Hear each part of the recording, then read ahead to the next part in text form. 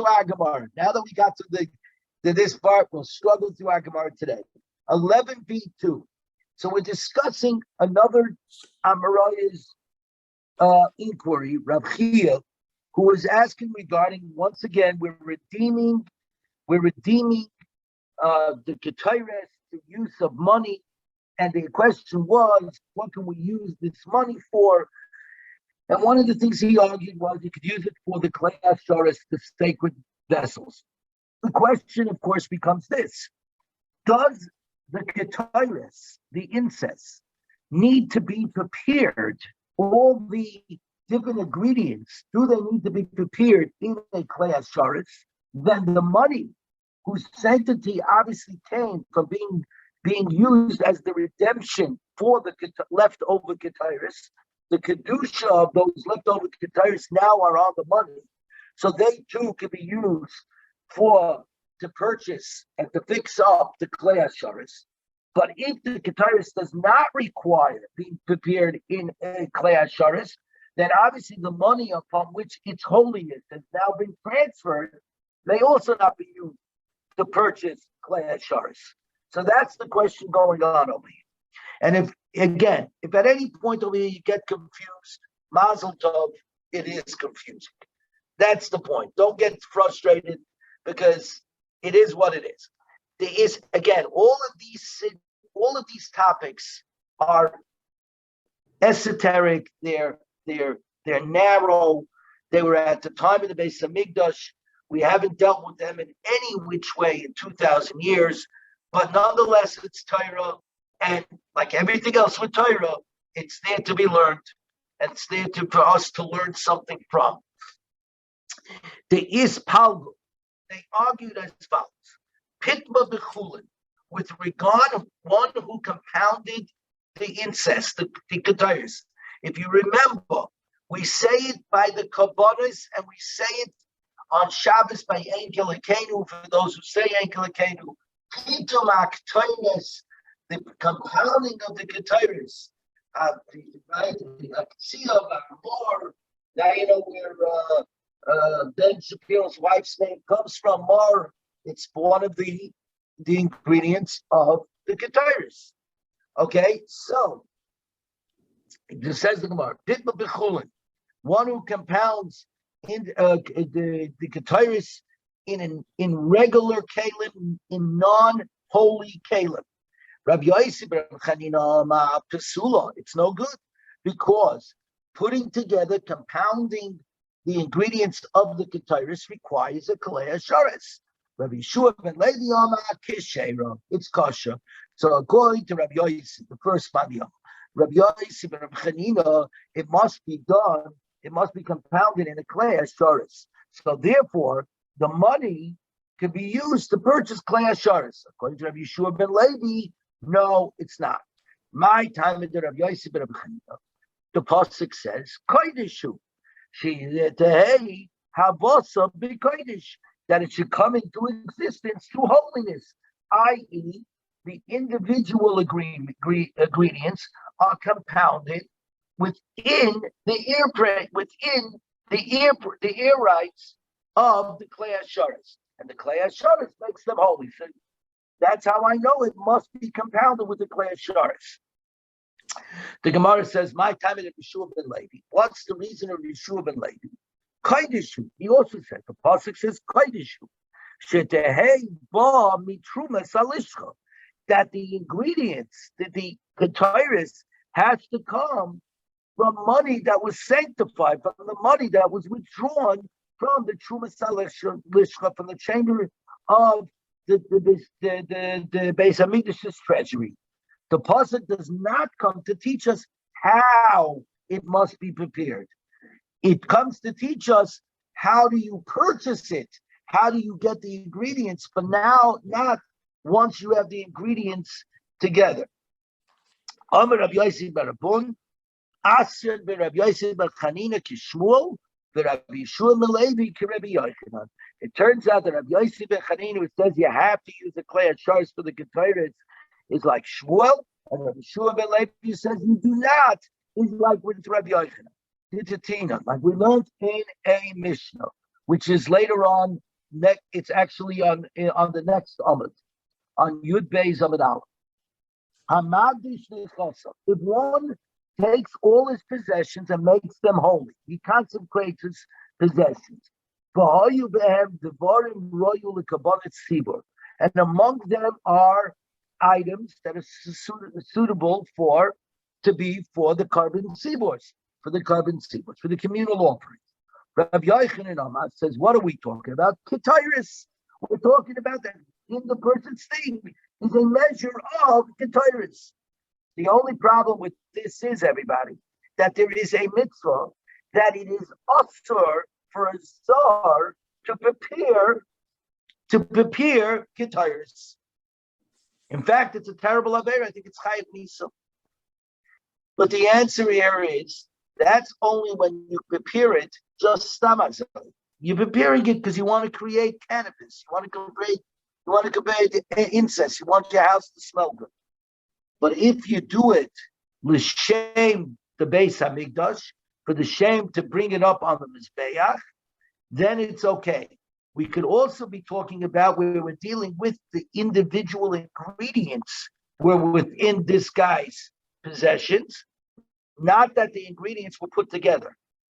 But anyways, according to Rabbi Yochanan, the Mishnah clearly holds that it's fit.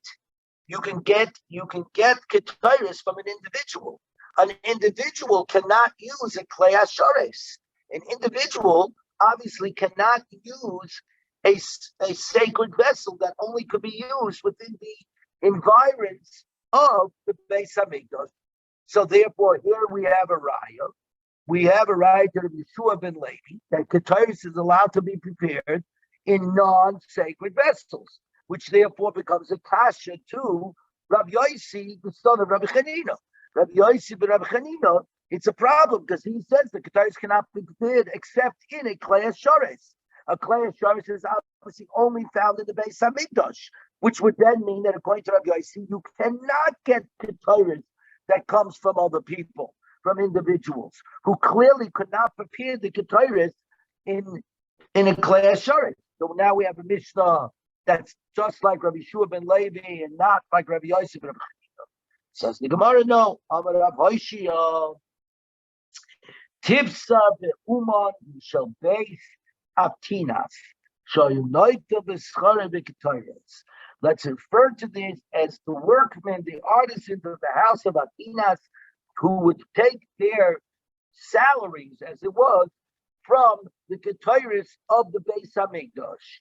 In other words, usually the ketairis taken as one's wage, as you know, is repurchased from them with the funds of the new Shekalim that are now taken out for the new year. But in this case, the house of Avitas were very holy people that when they got the original leftover ketairis, they didn't wait for the Beis Hamikdash, for the Gizbar, for the administrators. They now get the new coins to redeem, to repurchase these ketairis. They immediately turned around and reconsecrated it for the Beis Hamikdash. So in other words, these ketairis were compounded in the Beis Hamikdash, were compounded in the klei hashares. They happened to have got into the hands of the people of the house of Beis Avtinas because they were artisans that worked in the Beis Hamikdash and they helped prepare. They actually were very good at compounding the ketairis, so they got paid with the extra ketairis. Now, usually when you get paid with the extra ketairis, you're not meant to use the ketairis. You're meant to wait until the Beis Hamikdash gets new coins, new Shekalim coins to redeem them, to be purchased back, to be used again now for the new year. Nonetheless, the house of Avitas didn't wait. They said, don't pay us. Instead, what we're going to go ahead is we're going to turn around and be re-mekadesh this leftover ketairis for the new year, and you don't have to pay with money. So therefore, that's how it can get into their private hands. But nonetheless, it was prepared in klei hashares. We're up to 11b3. 11b3. So the Mishnah itself is no proof. The Mishnah coming up on the next Amud is no proof that it can be compounded outside in chulin vessels and not in sacred vessels. Now the Gemara goes back. Rabbi Yosef Rabbi Chanina Kishmul. Rabbi Yosef Rabbi Chanina holds like Shmuel that it must be done in a clay sharis. Shmuel Machteshes concerning the mortar, okay, in which the incense was ground. So picture a pestle and a mortar in the pictures, the way they used to ground old-time medicine. The way that they used to grind old-time medicine, they still use that picture on pharmacies, right? The pestle and the mortar. Okay, that's what it was used, obviously, to grind up the ingredients of the pituma ketiris, the ingredients of the ketiris. Also, clay sharis lagdish. That mortar was made as a clay sharis and consecrated to be used for the incense. You see from here that Shmuel said that the incense, the ketiris, requires a service vessel. This requires a sacred vessel, a clay sharis, and this occurred. Okay, this accords with Rabbi Yosef Rabbi Chanina. So we see from over here, there's a machlokes at the end of the day, whether how you learn this up, whether ketaris needs to be prepared in a clay sharis, whether it's looking to be prepared in chulin, and the nafkamina is therefore the money in which the leftover ketaris is kedusha is transferred to, whether that money can be used to be purchased clay sharis or not. Okay. By the way, as an aside, this is the reason why, the true reason why we don't take medicine on Shabbos if we could avoid it, if you didn't start before Shabbos, because it's not the medicine itself. There is nothing inherently wrong with medicine with regard to Shabbos. What is wrong is the preparation of medicine. Obviously, taking a pestle and mortar and banging it like this and grinding it together is one of the lamed tes malachas. Because medicine was prepared that way, up and including the 20th century, until the second half of the 20th century, right? Therefore, it remained that we do not go ahead and prepare. We try not to take medicine. Nonetheless, if somebody's already taking medicine or somebody has a terrible headache, the halacha, of course, is you're allowed to take a Tylenol or anything else or an Advil or whatever it is, because in reality, of course, we do not prepare medicines anymore, and it's already prepared, so there's nothing inherently usher from it. Amar Rabbi Yossi ben Rabbi Bun, says Rabbi Yossi, the son of Rabun. Amar Rabbi Chuna Kamed Rabbi Kumi Rabbi Yossi. Rabbi Chuna said the following in front of Rabbi Yossi: Dava shehegdish b'klei sharis nifter. Can a thing that is consecrated for a temple service be redeemed? We've got a problem over here. If you're telling me that the klei sharis, once the ketaris is placed in the klei sharis, just like the klei sharis is the kedusha saguf, is physically is intrinsically sanctified, so too does the ketaris get physical sanctity, and something that has physical sanctity cannot be redeemed. Yet, we've been talking for the last stop that the Mishnah says the leftover ketaris can be kaida, can be nifta. We can deconsecrate it onto money. We can remove its kedusha and put it onto money of the artisan. This seems to say that it could be done. So therefore, you must argue that the ketaris is not prepared in a klei sharis, because the klei sharis will turn it into physical sanctity, into kedusha saguf, and something that's kedusha saguf, yesh me'ila acha me'ila, you can use it inappropriately more than once, because the kedusha always stays. The kedusha never falls away. Only by kedusha's domim, only when something is holy in its value, not in its intrinsic self, the kedusha can fall away. But where it's kodesh, the kedusha saguf, in its essence, in its intrinsic sanctity, it can never fall away. If it can never fall away, if it's prepared in a klei asharis, we've got a problem. A klei asharis, anything prepared in a klei asharis, kedusha saguf, and it can't be redeemed. If that's the case, how could our Mishnah say that the ketayis could be redeemed onto money? Elamai, it must mean that it's not prepared in a klei asharis. Amalei says, but isn't it Shmuel who says that it is prepared in the klei asharis? Therefore, the Amar Shmuel, kal hu b'moiser. We are lenient with regarding leftovers. Any leftover, kabbanet tzibor, any leftover communal offerings, which includes obviously not just the kabbanos, but even the ketayres. Once it's left over, it can no longer be used for its original purpose. It can no longer be used for its original purpose, since it cannot be used for its original purpose because the year is up, and it was what he quoted, and it's no longer usable as ketayres in its current state.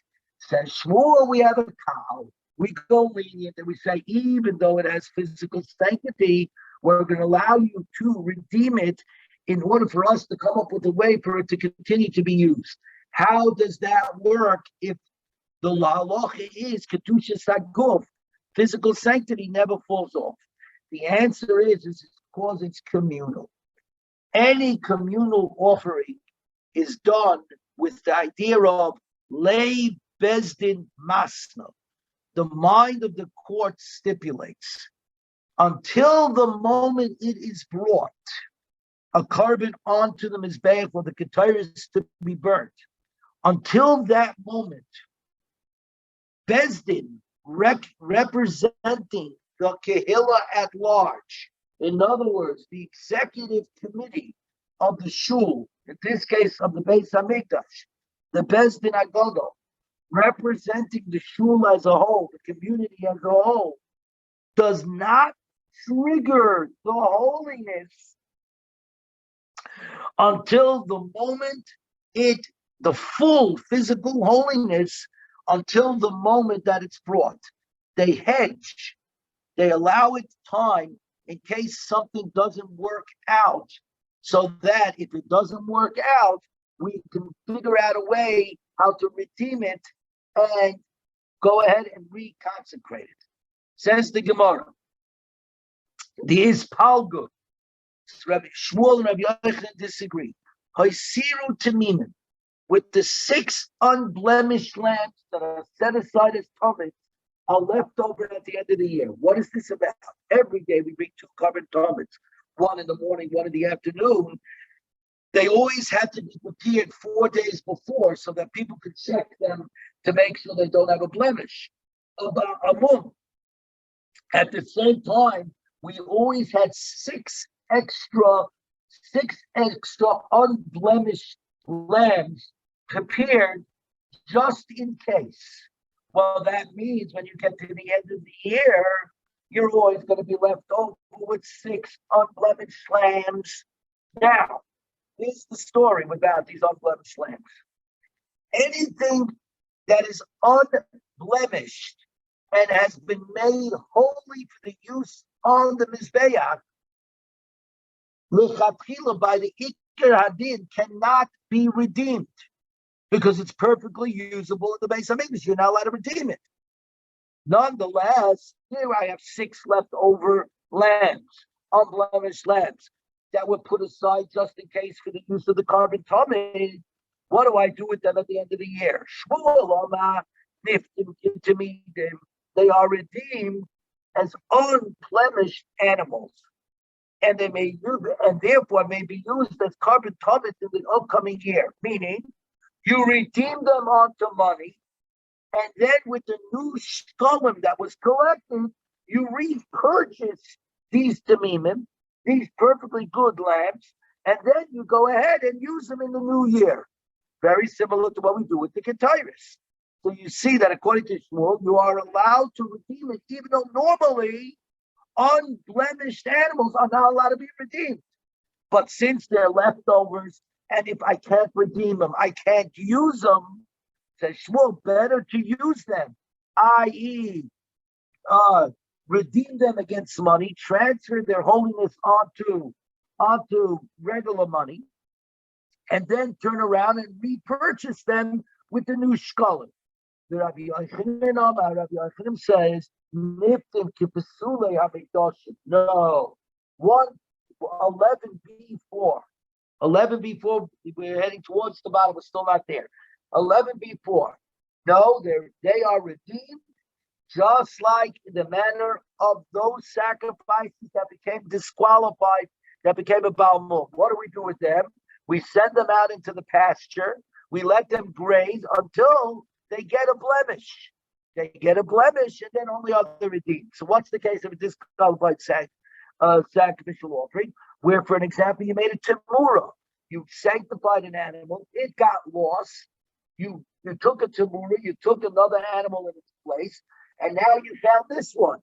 So one of those animals has been made holy, and there's nothing you can do with it. You let it graze. It becomes disqualified. Or something happened, the owner of the chatos, for an example, passed away.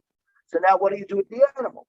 So in this case, the animals which are holy, which consist of kedusha saguf, physical sanctity, intrinsic sanctity, you have to let them graze. He said in this case, the 6 remaining unblemished lambs, according to Rabbi Yochanan, cannot be simply redeemed.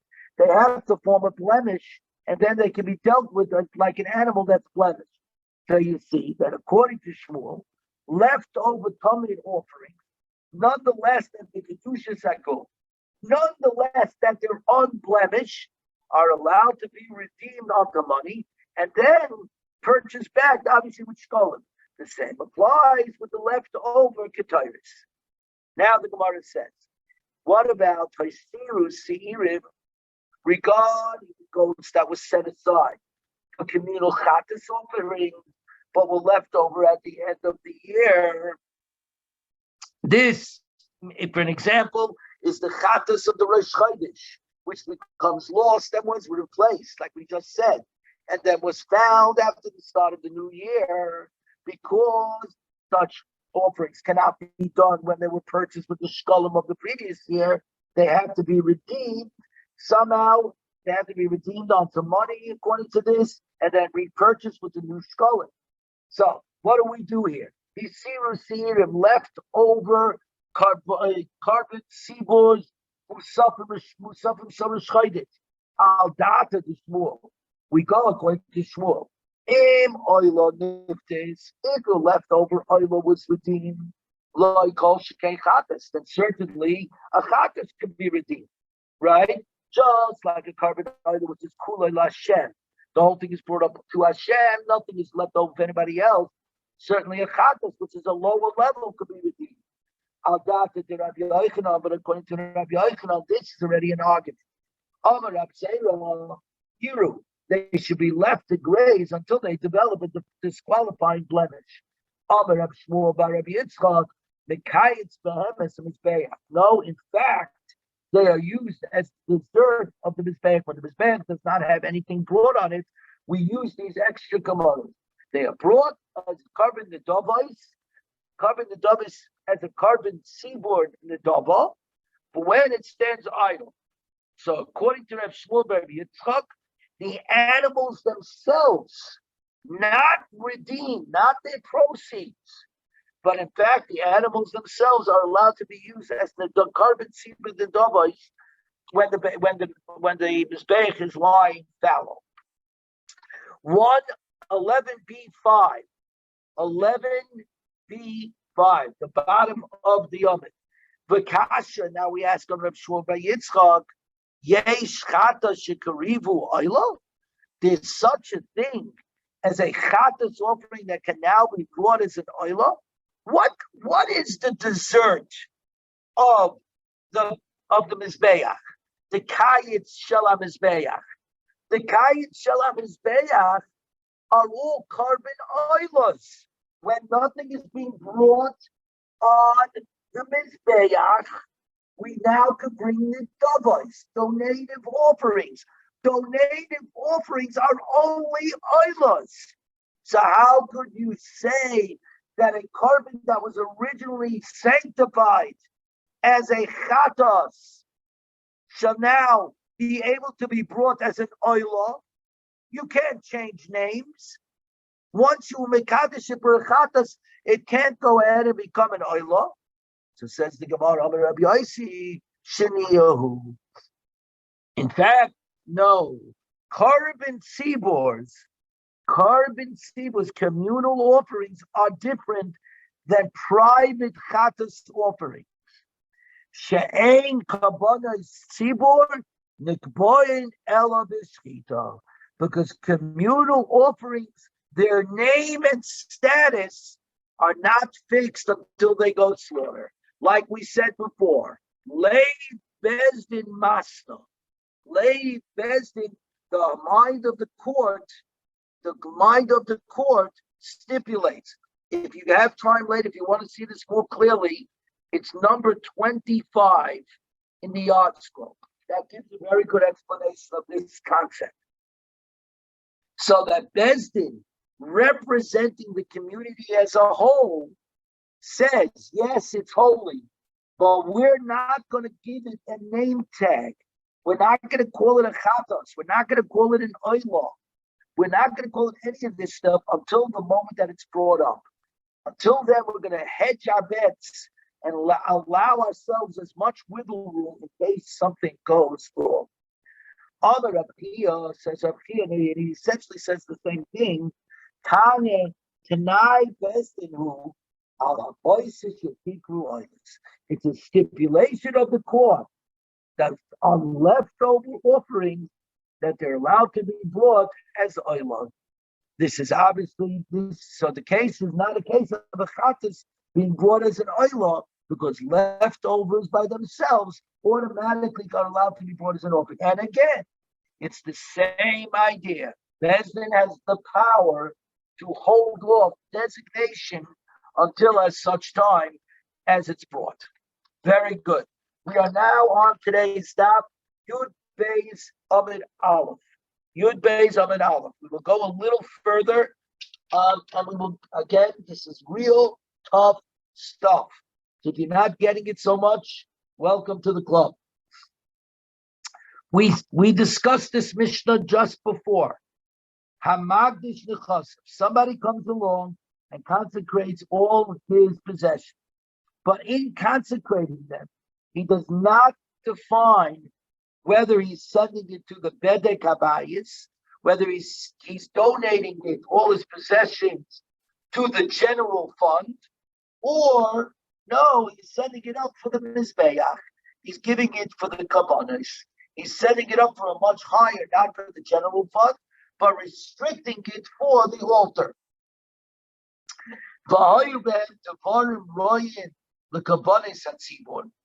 And among them were items that were usable for the Kabbanih Tzibur, like we said before, the Ketayres. So these items, okay, when he donated them, stam, without defining where they should go. These items could be given to the artisans, to the workers who work in the Beis Hamikdash as their wages, Divrei Rabbi Akiva, and obviously once given to them, we then borrow money from Chulin to go ahead, and first we go ahead, borrow money from Chulin and redeem the holiness of this onto the coins. The coins become holy. The stuff goes into the hands of the artisans, and then with the new Shekalim, we turn around and we repurchase them. Amalai ben Azai Einohu Amida. This is not the standard applying to the leftovers of the Ketairis in the previous Mishnah, where everybody was in agreement. Even Rabbi Akiva before said this was not effective in the case of the remaining Ketairis, which we're going to explain in a minute. Rather, these have to be done before, like we said before. You desecrate these items upon the money of the artisans, on the chulin money of the artisans. And you give it to them, to artisans, for their wages. And then you repurchase it with the new shekalim, which means that we're now re-looking at Rabbi Akiva's words at the beginning of the Mishnah. These are given to the artisans for their work. Rabbi Akiva, that as I seem to be saying that Rabbi Akiva's work is that you give directly the leftovers. You give directly what was donated here, unnamed, stop, without defining where is it going, to the general fund or the restricted fund. It seems from going to Rabbi Akiva, you give it directly and it's not a problem. Frank Ben Azar, if that's true, then you, Rabbi Akiva, are not following your own procedure that you set up in the previous Mishnah, which was, of course, you have to get chulin coins, redeem it onto the chulin coins, then you can give the now redeemed leftovers into the hands of the artisans and then repurchase it with the shekalim, right? That's not what you seem to be doing, a shortcut of directly giving it directly into the hands of the artisans. So obviously we have to understand what really is Rabbi Akiva talking about here. Hamadish nechasa, if one consecrates his possessions, again, stop, without specifying whether it's restricted for the altar, or no, it could be used for the Bedek Habayis general fund. And among them are animals that are suitable for the altar. That means they are unblemished. Zecharim v'nekeves, both male and females. Remember, shlomim could be brought from the kevos. Rabbi Eliezer, zecharim yimchu l'tzarchei oila. The male should be sold for the needs of oil offerings. Sell it to people who need to bring oilers. Nekeves yimchu l'tzarchei zivchei shlomim. And the female should be sold for the needs of shlomim offerings. Sell it to people who need to bring shlomim. And from their money, and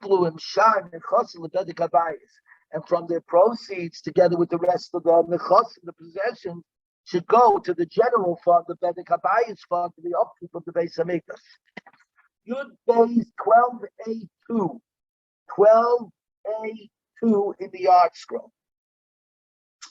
Rabbi Yeshua says, "Zecharim atzmon yikru voilos." No, you don't have to redeem them and then turn around and use them for the Bedek Habayis. In fact, because the animals are unblemished and are certainly worthy to be up on the altar, Zecharim atzmon yikru voilos. The males themselves should be offered as oilers, because we make an assumption in the lashon of the Gemara. It's an umdana de milsa. It's an umdana. It's a good assumption. It's a good assumption that when somebody consecrates his nechasim, his possessions for the Beis Hamikdash, and among it are unblemished animals, even if he does not specify, he must have meant that these go for the altar. So zecharim atzman yikru voilos. And the female should be sold for the needs of the shlomim, and from their proceeds bring up oilers. Since oilers must be zecharim, female animals cannot be offered as oilers, even though they could be offered as shalomims. Rabbi Yeshua said, since he did not specify, it means that we're going to make an assumption, since some of his animals were perfectly available to go up onto the altar, the zecharim, the males, and they were being offered up to the as oilers, completely offered up completely onto the altar.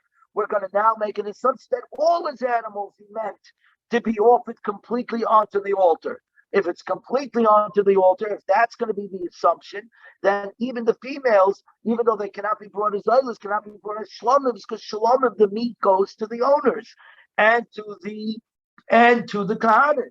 Since we're now making an assumption that is unblemished animals, we're really meant to go onto the altar, completely onto the altar, The male animals could be brought directly as oilers, and the female animals have to be sold to other people who need shlomim, and from their proceeds we'll repurchase new animals for the oilers and bring them as oilers. Ushar nechasim, and the rest of the nechasim, yiplu the bedek habayis, will fall to the general fund, the bedek habayis. Amar Rabbi Akiva, says Rabbi Akiva, Raya Anis Dibri Rabbi Eliezer, Dibri Rabbi Yeshua.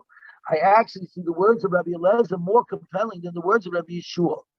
So Rabbi Eliezer Shabbat Midaisa. Rabbi Eliezer is consistent. Rabbi Yeshua, like Rabbi Yeshua, differentiates. Because what did Rabbi Eliezer say? No, the males you sell for the needs of the oilers, and the nekavas you sell for the needs of shlomim, and from their proceeds you donate those proceeds for the bedek habayis. So he's been consistent across. Rabbi Yeshua is saying no. The males you use directly on the mizbeach. The shlomim you sell to other people who need the females you sell to those who need shlomims, and from those proceeds you then turn around and buy other oilers and things. It's much more convoluted. Says Rabbi Eliezer. It says Rabbi Akiva. I like Rabbi Eliezer's words better. And in fact, Rabbi Eliezer was Rabbi Akiva's Rebbe. Amar Rabbi Papayas, says Rabbi Papayas, Shamati is Shnei. I actually understand both their words. Hamagdish b'feirush k'dibri Rabbi Eliezer, one who consecrates his animals specifically, explicitly. He makes it clear that says my animals and my other possessions. So he splits it. He says, I am giving up, I'm consecrating my animals and my possessions for the Beis Hamikdash. So in that case, we go ahead and say, okay, this has to be done with this just like the Chosim, by saying my animals and my possessions. He's then comparing his animals to his possessions, just like the possessions must go to the general fund. We're making an assumption, says Rabbi Eliezer, that he really meant to everything to go to the general fund. Hamagdish stop. But if he goes ahead and he consecrates his possession without specifying, then Kedivah Rabbi Yeshua, then it's like Rabbi Yeshua, we split. We look at the unblemished animals and say it's an umdina de bilsa. It's an assumption, it's a good assumption that unblemished animals were meant to go up onto the altar. And those that could, and if it could go up onto the altar, it meant to go as an oila, because that's kulay lashem, and therefore the female animals which can't go as an oila have to be redeemed, and from their proceeds we buy new oilers. Hamagdish nechasav, if one consecrated his possessions without, again, specifying, and among them there was stuff that was right to be on the mizbeach, wine, oil, and birds. Rabbi Eliezer, they may be sold for the needs of that particular item, for that particular item. In other words, wine is used for the sachim. Oil is mixed with flour for the mincha, and the doves and the pigeons are usable for chatas and oil offerings. So all of these can be brought as carbon yachids. So when you redeem them for their purpose. Redeem them, the wine for the sachin, the oil for minches, the animals, the birds, etc. For chatas and oilers of people, of personal, of kabbalah yachids. The Yomi midameim oilers, and from their possessions you should bring up oilers. You should bring up oilers. What he called, because he's saying over here that it's like Rabbi Yeshua above, that an item that is fit to be brought up on the altar should be brought up on the altar. And the rest of the possessions, Yiplu the bedek habayis, should fall to the upkeep of the bedek habayis, because Yainoi, Shemenim, V'hoipis, wine, oil, and birds are all items that are worthy of going up onto the altar. The wine as the sachim, the oil as part of the minchas, and the birds as part of people's carbon yachids. Since they're ready to go up on the altar, he's saying in that case, when you redeem them, and buy with money oilers that also go up on the oiler, that also go up on the mizbeach, but the rest of the chasam go to the general fund. Good. 12A3. 12A3. Hamagdish. We said if one consecrated his possessions, and among them there were items that were right to be carbon seaboards. Rabbi Yochanan Amar, what do we mean communal offerings? Like we said on the previous Amid, we had this before. Ketairis, we're talking about the case where it included Ketairis. Amar Avaishia, Tifta Behuman Mishal Besav Tinas Shayanoita B'Schar Ketairis. Interpreted as referring to the artisans of the house of Atinas who would take the incest as their wage. In other words, the Gizbar, the Beis Hamikdash, would take chulin, deconsecrate the Ketairis onto the money, and then give the Ketairis to the Beis Habitas, who would not wait for the Beis Hamikdash to repurchase it with the new shkolim. Instead, they would turn around and reconsecrate it back to the Beis Hamikdash, which would allow the Beis Hamikdash to use this Ketairis without having to spend any of the new shkolim for it. So in other words, the Beis Habitas actually did not take wages. Says the Gemara, my tam of Ben Azai. What's the tam of Ben Azai? Remember in our Mishnah, Ben Azai seems to say, like Rabbi Akiva in the previous Mishnah, She'ein hegdish mischalel ala malacha. Because hegdish cannot become deconsecrated onto labor, ella alamois, only onto money. Where are you holding yourself? You're holding Daddy at 12A3. We just started the Gemara. Yud Beis Amid Aleph 12A3. We're holding in the right hand column. Shein Hegdish Mischala al Malacha Ella ala Moyes. So in other words, Rabbi Akiva in the Mishnah says you're allowed to go ahead and give the leftover ketairis, as it were, or the ketairis that was over here, that was donated stam, unspecified.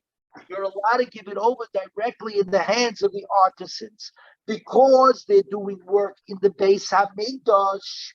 Rabbi Akiva seems to be saying their work themselves is holy, so you can pay them with holiness. Ben Azai says work cannot be leftovers or unspecified donations of ketairis cannot be deconsecrated onto work, only onto something physical. Ben Azai says because money is a physical item, work is amorphous. I do work, but I cannot see work.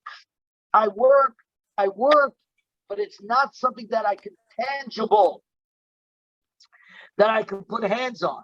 So he says in that case, you have to go back and use the same system that was used for leftovers, that you have to get chulin money, and then you redeem it onto the chulin money so that the chulin money becomes kodesh, and the item is now, the leftover item is free, which you can now give to the artisans and then repurchase with the shkolim.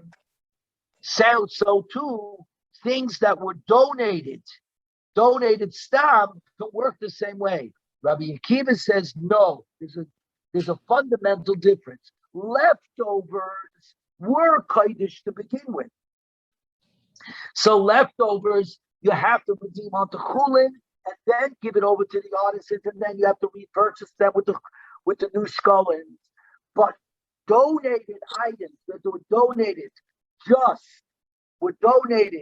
just stop, just with unspecificity, there you could give the items, you could give these items even directly into the hands of the artisans that are working in the Beis Hamikdash, but then over here, their work is also holy, which means that you can go ahead and redeem this against their work, because work is money, even if it's not physical money. I hope that made sense. It took me a while to figure out what this Gemara meant. Hamon Taminim, Talmud Tamimin, yesh b'kodesh bedek habayis. There are things that pertain to those that are kodesh for the general fund that do not pertain to things that are consecrated for the altar. Things that are kodesh for the general fund, for the bedek habayis, are the kedushas domin, monetary sanctity. Things that are kodesh for the mizbeach are the kedushas haguf. Obviously, kedushas haguf, physical sanctity, intrinsic sanctity, is a much higher level than monetary sanctity.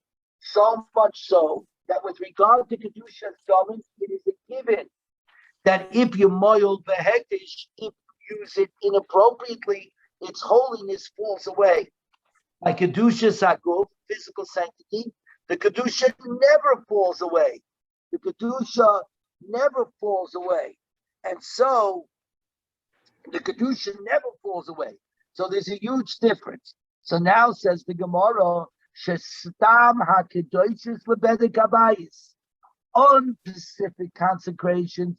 So if somebody consecrates his possession and he doesn't label it, he doesn't specify, says this Mishnah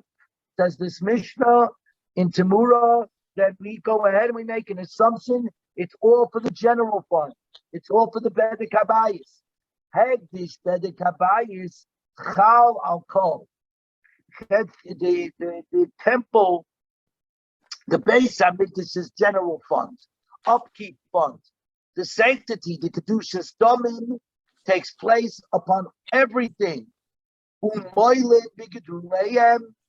therefore you do commit me'ilah, using it inappropriately by benefiting from those things that grow from them.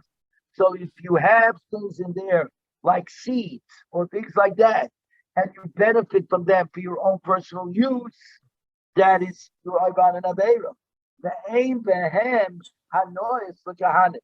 And there's no benefit to the Kahanim, because the Kahanim do not benefit from the general fund, from the bedek habayis. They have nothing to do with the money put aside for the general habayis. So the example would be a rabbi in a shul, Rabbi Giver, is not allowed access to the general fund.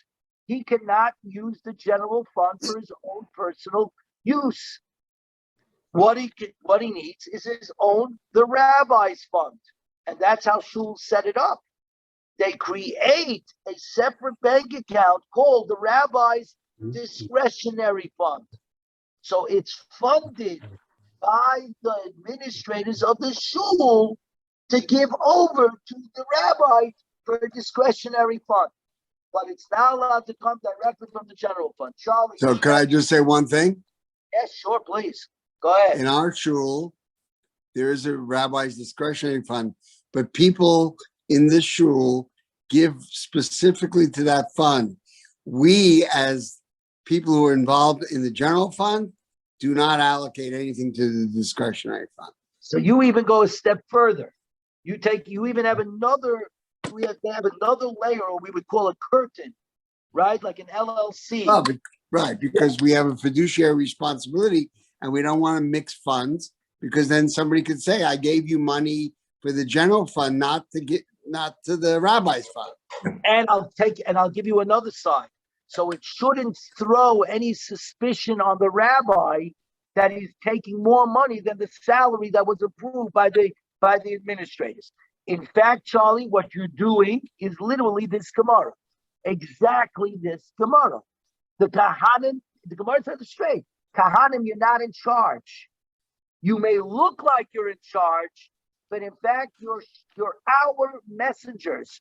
You're Shaluchei Elikus, you're a messenger of God, and you're Shaluchei Am, and a Shliach of the nation.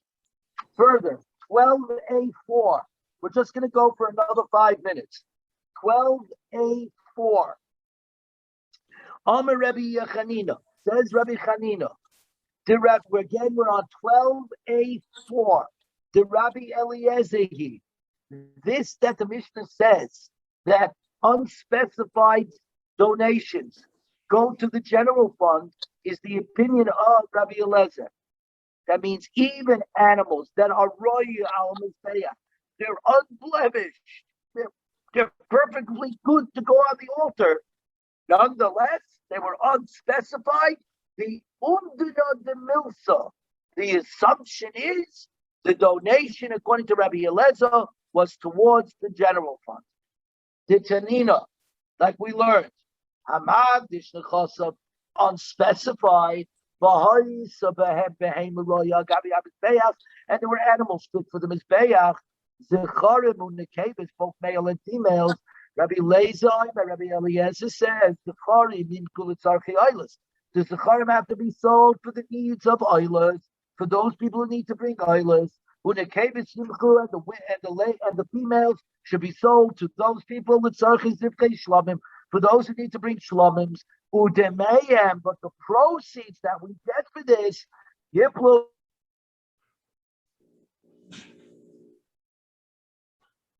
Rabbi Yochanan. So an example would be, in the case of BJC, for an example, if we sold, let's say, the old Aron HaKodesh, the Aron HaKodesh that's in the small shul, right? And now because we want to purchase a brand new, huge Aron HaKodesh for the big shul, we would not allow to be used. In fact, the money would have to go to the general fund. It can't be simply said, I'm selling this Aron HaKodesh for this Aron HaKodesh. It would, the money, according to Rabbi Eliezer, would have to go to the general fund, and then the general fund could decide what they want to do with it. But the order of things would be, this is according to Rabbi Eliezer, I didn't say that's the halacha, but according to Rabbi Eliezer, udemeyem yiplu im shar nechosim lebedek habayis, and the proceeds should fall together with the rest of the possessions to the fund for the upkeep of the temple. Amar Rabbi Yochanan, says Rabbi Yochanan, but the Rabbi Lezer, what? Daddy, we're holding 12A4, the right column. Right column, yeah, okay. The left, I'm sorry, the left column. Okay. Time of the Rabbi Eliezer, the time of Rabbi Eliezer is because the pasuk says as follows: the ish ki yagdish es beisei kodesh Hashem. If a person shall come and consecrate his house to the holy of Hashem, the kohen shall evaluate. But what are we dealing with here? In the base hero, if you mean to say his house, his physical house, it can't be, because the next pasuk tells us the varksid the imamadish yigdal es beisai, if the consecrator will redeem his house.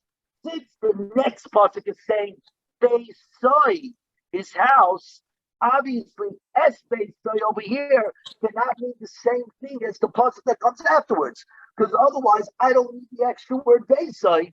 I know what we're talking about. It's just it's saying imamadish yigdal isai, if he redeemed it, not beisai. So what's the extra beisai? Ella, we're dealing with somebody who made holy, consecrated his property, not his house. All is nechasim. Chodesh Lashem. It's holy for Hashem. Mikad Stama Kadeshus Lebedek Habayis. From here we learn that unspecified donations go to the general fund for the upkeep of the Beis Hamikdash, and that's it. And again, the reason is because the Kahanim have no hand in it. The Kahanim have no hand whatsoever in the Bedek Habayis. It's all for the house of who? The Rabbeinu Shlomo's house. Hashem's house gets to use it. Amar Rabbi Zera Rabbi Chanuna b'Shem Rav. Rabbi Zera says, Rabbi Chanuna said in the name of Rav, "B'mai pliki." And what is Rabbi Lezer Yeshua arguing? The Magdish Nechasa, where somebody makes holy his possessions, unlabeling it, the unspecified. Abba b'Magdish Edroi. But if one consecrates his flock, he only consecrates animals fit for the Mizbeach, called Amo Moidim the Hula Mizbeach. Everybody agrees, even Rabbi Eliezer, that then if you only would make kaddish a pen of animals, that goes to the mizbech. Because there, the umdina de milsa, the essential assumption is that I only consecrated animals. Animals are assumed to go onto the altar. Everybody agrees. Now, the Gemara says, in fact, you can look at it the other way. Rabbi Bar, Rabbi Chanuna b'Shem Rav. Rabbi Bar said, and says that Rabbi Chanuna said in the name of Rav, my pligi b'makdish hidrai, that no. In fact, Rabbi Eliezer, Rabbi Yeshua argued in the case of where one consecrated only a pen of animals. So there, Rabbi Yeshua said, no, of course, they're right to go on the Mizbeach. The umdin of the milsa is that they're going to go on the Mizbeach. Rabbi Eliezer says, no, he did it stam. Stam, when a guy does not specify, it means bedek habayis. The umdina means bedek habayis. There are animals that are worthy of going on the altar. That's very nice, but that's not the way people think. When people reach into their pocket to give something, to donate something, if they don't say anything, it's always for the general fund. When they want it for Pacific, they'll say it specifically. If they don't say it specifically, it's assumed to be bedek habayis. Yeah, but he agrees. Yeah, that you would have to sell the animals. Yeah, and the animal will go to the mizbeach, and the money will go to bedek habayis. But that's what we're talking about. Everybody says that the zecharim are sold to those who need oilus, the nekevis are sold to those who need shlomim, but the proceeds will go to the bedek habayis. Right. Yeshua says the zecharim go directly onto the mizbeach, and the nekevos, we assume he wanted all his animals to be oilus, and the nekevos can't be oilus, so you sell them for shlomim, but their proceeds go for oilus. Says Rabbi Eliezer, absolutely not. The bedek habayis is getting everything, is getting the value. Right. But one who consecrates his possessions as a whole, animals plus stuff, everybody agrees, even Rabbi Yeshua, that it's assumed that it goes even to the bedek habayis. Very good. Let's just keep going. I just want to get on to other days, and that's all we're going to get on to other days. Let me just see if you should. Now we're going to stop here on the bottom. Actually, here we go. So says the Gemara, according to the opinion of Reb Zeira that Rabbi Eliezer and Yeshua argue in the case of somebody who makes holy all of his mechasim, that makes good. But the kasha of the Rebbe Ba. But according to Rabbi Ba, who said before that it's the Magdish Edroi, the Heimalai Lemizbeachu, are you going to say that an animal is not fit for the Mizbeach? Of course it's fit for the Mizbeach, right? So why would Rabbi Eliezer assume that the intent was for the general fund? An animal is right for the altar. Everybody knows an animal is right for the altar. When you walk into the base of English with an animal, everybody assumes the animal is going where? Up onto the Mizbeach. So why would he say that Rabbi Eliezer would say that the milsa is not for it to go directly on the Mizbeach? Says the Mizbeach Gemara, the animal is indeed fit for the Mizbeach. But why did this man consecrate his flock without specifying that his intent was for the altar? He should have said something. It's like he said, no, I want everything going to the bedek habayis. So go ahead and sell it and use its proceeds for the bedek habayis. And now we have a third view, and this is where we're going to stop. Rav Yochanan says, Loi Shaina, there's no difference. He hamagdish nechasav, he hamagdish edroi. It's all the same whether he consecrated his possessions as a whole or whether he consecrated just his flock, but he didn't stop without specifying. He hamachloikis. This is the machlokes. So according to Rabbi Yochanan, in fact, according to Rabbi Eliezer, if you do it stam, unspecified, the assumption is that it was all done for the bedek habayis, Rabbi Yeshua says that's ridiculous. Animals are assumed to be on the Mizbeach. We are stopping over here by Rav Chuna b'Shem Rav Ebi Avo because this is the beginning of something new. Okay, 3 lines from the bottom. This is where we're going.